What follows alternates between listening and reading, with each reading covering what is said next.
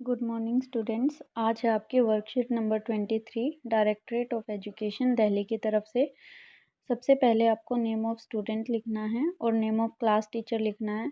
आज का टॉपिक आपका है विजुअलाइजिंग सॉलिड शेप्स। सबसे आसान टॉपिक आपका आया है और ये टॉपिक की स्टार्टिंग है, तो आपको ध्यान से समझना है कि क्या होती है। सॉलिड शेप्स के बारे में बताया जा रहा है कि जो हमारे आसपास चीज़ें होती हैं और जो सॉलिड होती हैं उनको डिस्क्राइब किया गया है 2D और 3D के अंदर। आपको बताया गया है 2D क्या होता है और 3D क्या होता है। देखिए, जब हम put your book on table, अपनी बुक को टेबल पर रखें। Now draw it's outline with pencil और चौक, और उसकी आउटलाइन को पेंसिल से या चौक से उसको ड्रॉ करो, यानी आउटलाइन कर दीजिए। Can you carry this outline of your book? क्या आप ये जो आउटलाइन इसकी लगाई है, क्या आप उसे उठा सकते हैं? उस आउटलाइन को नहीं उठा सकते, हम केवल देख सकते हैं। तो हम उसमें कितनी डायमेंशंस है आउटलाइन में, क्या क्या बनाई है आपने, तो वो आप जब आउटलाइन देखेंगे तो उस आउटलाइन की केवल लेंथ और ब्रेड्थ है। This outline has only length and breadth, यानी लंबाई और चौड़ाई। नो थिकनेस और हाइट और डेप्थ, ना तो उसकी थिकनेस है, ना हाइट है, और डेप्थ ना ही डेप्थ है। तो ऐसी कोई भी आकृति, ऐसी कोई भी फिगर जिसको हम उठा नहीं सकते, केवल हम लंबाई और चौड़ाई जिसकी हमारे पास होती है, ऐसी जो फिगर्स होती हैं उसे 2 डायमेंशनल फिगर 2D फिगर्स कहते हैं। आगे देखिए, do you remember the name of following 2D figures? आपको इनके नाम लिखने हैं इनके नीचे। तो जो पहली आकृति है उसका नाम होगा रेक्टेंगल, क्योंकि ये आयत है, हिंदी में आयत बोलेंगे। पहली फिगर का नाम क्या है? रेक्टेंगल। सेकंड का सर्कल। थर्ड है आपकी ट्रायंगल। फोर्थ है आपकी, ये जो है आपका क्या कहोगे इसमें, देखिए इसको आप ट्रेपीजियम में ले सकते हैं, क्योंकि इसमें दो साइड्स पैरेलल दे रखी हैं। और जो फोर्थ वन है उसको आप स्क्वायर बोल सकते हैं, क्योंकि इसकी चारों साइड्स इक्वल हैं। तो ये आपके सबकी जो है वो नाम हमने दे दिए हैं। आगे देखिए, can you carry your book? अब बताइए, क्या आप बुक को उठा सकते हैं? Think why. यस, हम बुक को तो उठा सकते हैं। Now recall things like ball, ice cream cone, अलमीरा, dice, pipe, etcetera. You observed that beside length and breadth, these objects also having some thickness or height or depth. Such objects are called three-dimensional figure. 3D figures, इसे 3D figures कहते हैं, ठीक है, जिसमें कुछ thickness भी पाई जाती है, हाइट और डेप्थ भी पाई जाती है। ऐसी आकृति को क्या कहते हैं? 3D figures. अब पहला है, पहले 3D शेप्स का नाम क्या होगा? सिलेंडर। सिलेंडर बोलेंगे इसको। और जिसमें ऊपर और नीचे दोनों तरफ सर्कुलर शेप में रहता है और साइड में हमारे पास गोलाई की शेप में रहता है। तो ये देखिए, पहले वाले का नाम क्या है? सिलेंडर। सेकंड को हम क्या बोलेंगे? क्यूब। जो स्क्वायर से बनता है उसे बोलेंगे क्यूब। और क्यूब का जो एग्जाम्पल है वो आपके जैसे क्लास में चौक का डिब्बा होता है, तो आप देखोगे उसकी हर साइड जो है वो क्या होती है? इक्वल होती है, तो उसे हम बोलेंगे क्यूब। अगला है आपका क्यूबॉइड, जो रेक्टेंगल से मिलके बन रहा है उसे बोलेंगे क्यूबॉइड। क्यूबॉइड, ठीक है। जिसे हम बोलेंगे, स्पेलिंग भी मैं आपकी लिख देती हूँ, क्यूबॉइड, ठीक है। इसका नाम है क्यूबॉइड, इसका नाम है आपका क्यूब, ठीक है बेटा। और ये जो है फर्स्ट वाला, इसका नाम क्या होगा? सिलेंडर। सिलेंडर, ठीक है। और ये जो है, ये वाली शेप लास्ट वाली, इसका नाम होता है कोन, ठीक है। ये होता है कोन। तो आपको सारी आकृतियों के नाम पता चल गए होंगे कि क्या है, आप नोट कर लीजिएगा। आगे देखिए, इसमें दे रखा है फेसिस, वर्टिसेस एंड एजेस। इसका बता रखा है कि फेसिस क्या होते हैं, वर्टिसेस क्या होते हैं और एजेस क्या होते हैं। देखिए, कोई भी जो हमारे पास आकृति है, जैसे कि हमारे पास चौक का डिब्बा है, तो उस चौक के डिब्बे के अंदर यानी क्यूब के अंदर कितनी फ्लैट सरफेसेस हैं उस शेप के अंदर? कितने उसकी सरफेस कितनी है, यानी कितने उसके पार्ट्स हैं, उसे हम फेसेस बोलते हैं। जो उसकी फ्लैट सरफेस होती है उसको गिन के हम बताएंगे तो उसे फेस कहेंगे। तो आप चौक के डिब्बे की साइड्स गिनोगे, आप उसके फ्लैट सरफेसेस को गिनोगे तो उसे हम क्या कहेंगे, कितने होंगे, 6 होंगे वो, ठीक है। वर्टिसेस क्या होते हैं, जो भी कॉर्नर होते हैं सॉलिड शेप के उसे वर्टिसेस कहते हैं।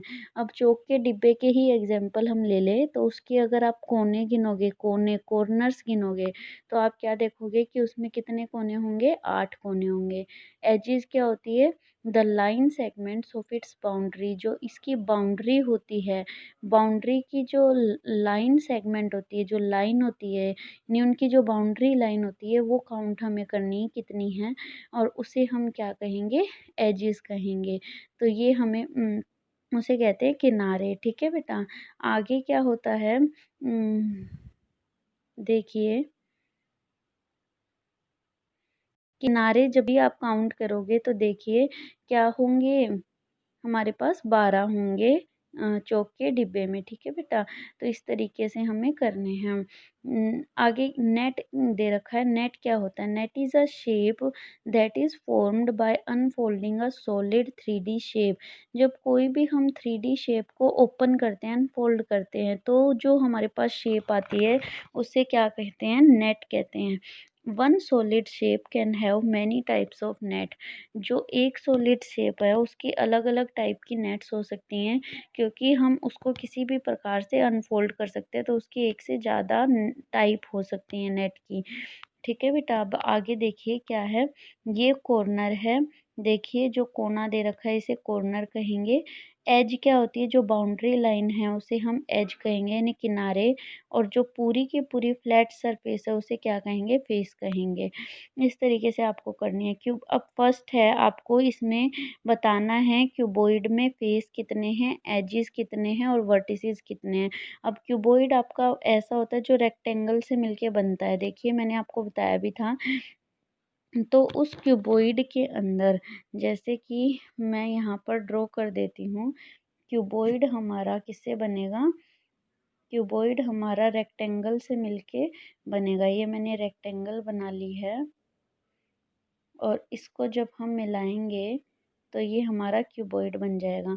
अब इसमें फेस बताने कितने हैं, तो जब हम इसके फेस क्यूबॉइड के देखेंगे तो इसमें जैसे कि एग्जांपल आपका जूते का डिब्बा होता है, जो जिसमें आप जूते लेके आते हो, शूज़ लेके आते हो, तो उसको जब हम काउंट करेंगे तो फेसेस उसके कितने आएंगे, 6, ठीक है। उसके जो फ्लैट सरफेसेस होंगी 6 होंगी, और एजेस अगर आप उसके काउंट करोगे कि एज कितने हैं, यानी बाउंड्री लाइन के किनारे कितने हैं, तो उसके 12 किनारे होंगे।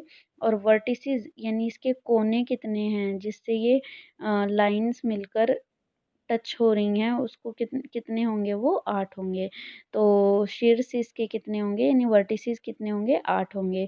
क्यूबॉइड और क्यूब हमारा बिल्कुल सेम होता है, बस रेक्टेंगल से अगर मिलके बनता है तो उसे क्यूबॉइड बोलेंगे, और अगर स्क्वायर से मिलके बनता है तो उसे क्यूब बोलेंगे।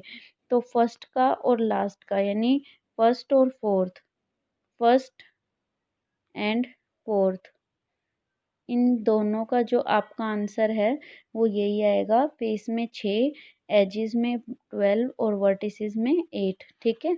अब आपका रह गया सिलेंडर और कोन। तो अब देखिए सिलेंडर और कोन में क्या होगा, देखिए सिलेंडर में अगर यहाँ ड्रॉ करती हूँ तो ये हमारा सिलेंडर हो गया।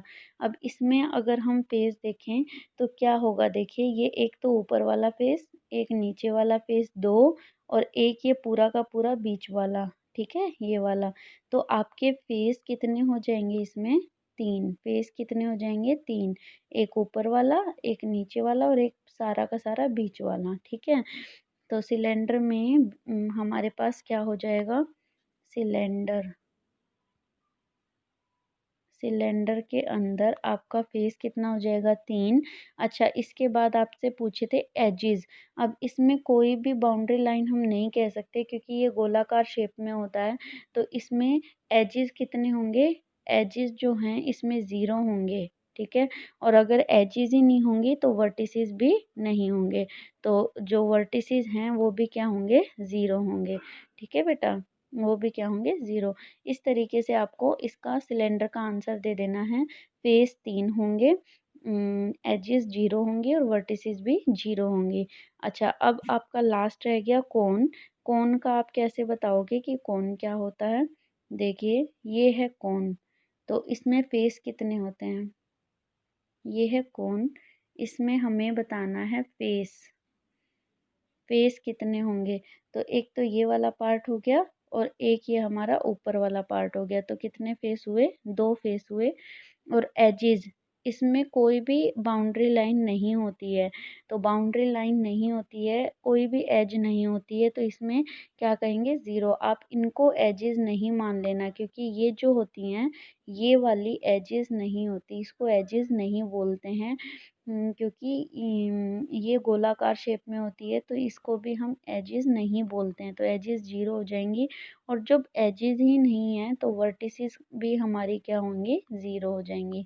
तो इस तरीके से इसका आंसर क्या हो जाएगा, face is equal to 2, edges is equal to 0 and vertices is equal to 0। इस तरीके से आपका ये पूरा जो चार्ट है वो भर जाएगा। आगे आपको क्या दे रखा है, मैच करना है सॉलिड शेप को विद देयर प्रॉपर नेट्स। ये नेट मैंने बताया था, जब किसी भी सॉलिड शेप को ओपन करते हैं तो हमें एक शेप मिलती है, उसे हम नेट बोलते हैं। तो देखिए, जब हम क्यूब को ओपन करेंगे तो ये इससे जाके ऐसा बनेगा, तो इसका आंसर ये आ जाएगा। अच्छा, जब हम सिलेंडर को ओपन करेंगे तो ये ऐसा दिखेगा, यानी सी से। और जो हमारा ये वाला है कोन, ये लास्ट वाले जैसा दिखेगा, ऐसा, ठीक है। और जो हमारा ये वाला है डी वाला, ये हमारा सबसे ऊपर वाले जैसा बनेगा। तो इस तरीके से आपको मिलान करना है कि कौन सा नेट किससे बनेगा, इस तरीके से आपको ये करना है।